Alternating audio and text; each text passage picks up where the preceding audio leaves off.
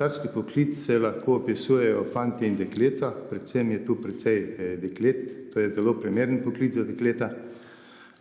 Učenec, odnosno bodoči zlatar, mora imeti predvsem dober vid, znati dobro oblikovati, biti neka vrsta umetnik, ker zlatarstvo je v bistvu umetnost in v prvi vrsti mora znati zelo dobro oblikovati. Začne se pač pri skicah, ko dobi oblikovalec nalogo nekaj narediti, eno kolekcijo. To lahko poteka na različne načine, recimo, da si mi določimo neke kamne, neke barve, ki bojo tisto sezono pomembne, aktualne, in potem recimo prilagajamo nakit, delamo na podlagi nekega kamna in nam že ta določa neko formo, ki jo potem gradimo.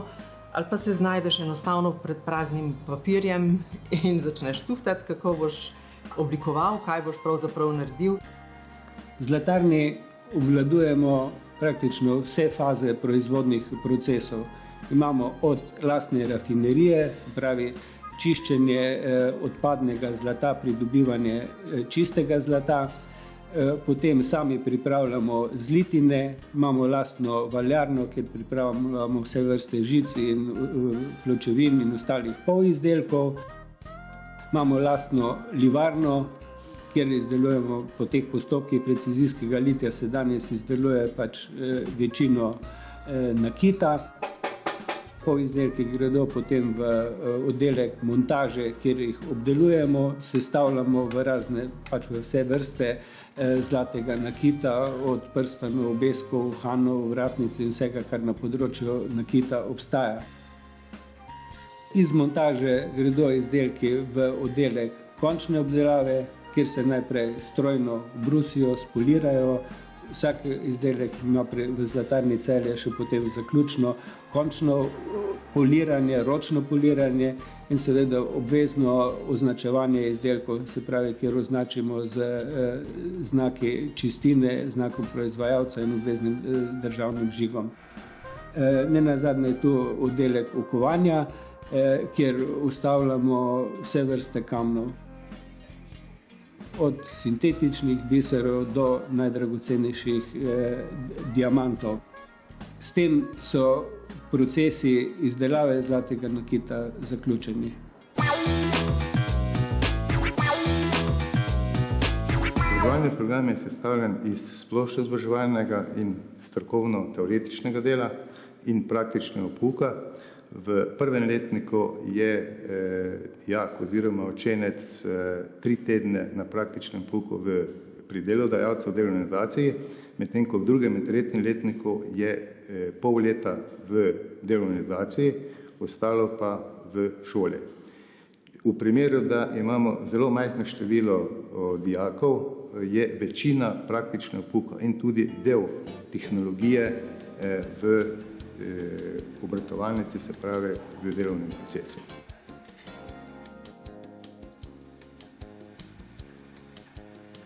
Zlatarna je skozi zgodovino bila vedno eden izmed tistih, ki je skrbela in oblikovala same trende nakita v tem delu Evrope, ter si želimo, da bo tako naprej tudi ostalo in da si prizadevamo, da bomo z kreativnimi ljudmi, dizajnerji, zlatarji, menedžmentom in tem skušali približati tudi nakit Zlatarne Celje vsem generacijam, pomeni, da skrbimo od mladih do starejših ljudi.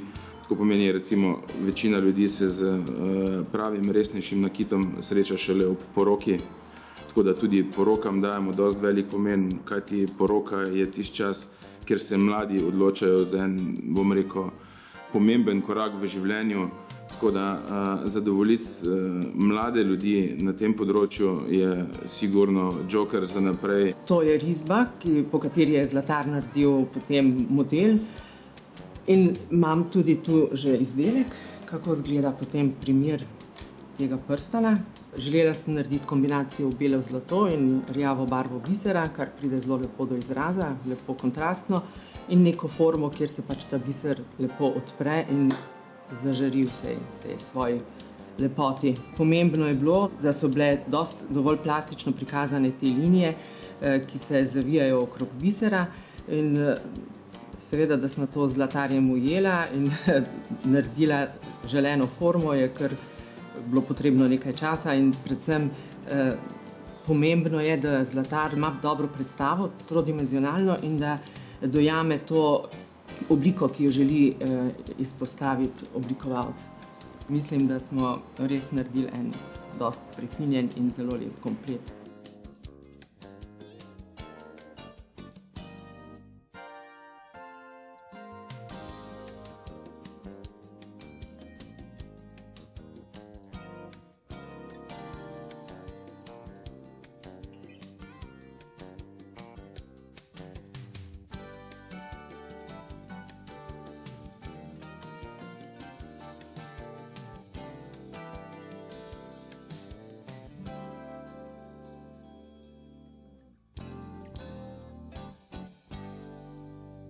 Ja, kako imajo tukaj nakita.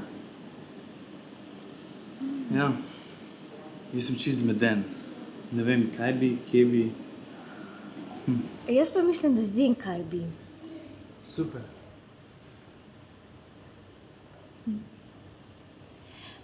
Prostite, bi lahko poskusila to ogrlico?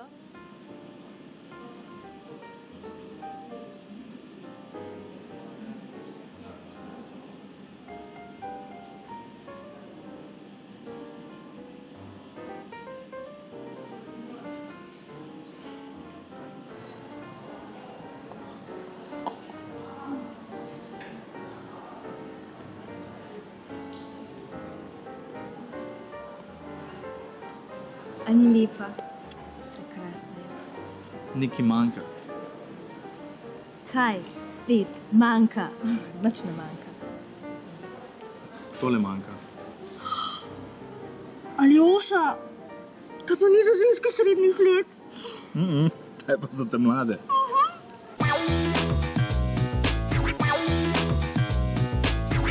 Zgodovina zlatarne Celje seže v daljno leto 1844, kolikor smo uspeli zaslediti po davčnih knjigah. Po nacionalizaciji po drugi svetovni vojni je sledila velika rast zlatarne Celje in dosegla svojo največjo velikost nekje v letih 89-90 prejšnjega stoletja, ko je zaposlovala preko 1100 delavcev. Danes na področju Slovenije zaposluje preko 180 ljudi v proizvodnji in naših prodajalnah in še enkrat toliko v prostoru bivše Jugoslavije, predvsem v naši lastni trgovski mreži. Na podlagi statističnih podatkov Zavoda Republike Slovenije za zaposlovanje se povpraševanje po poklicu zlatar povečuje. V evidenci brezposelnih oseb smo imeli v prvih 8 mesecih letošnjega leta prijavljenih le 25 zlatarjev. Saj veste, nakit je večen.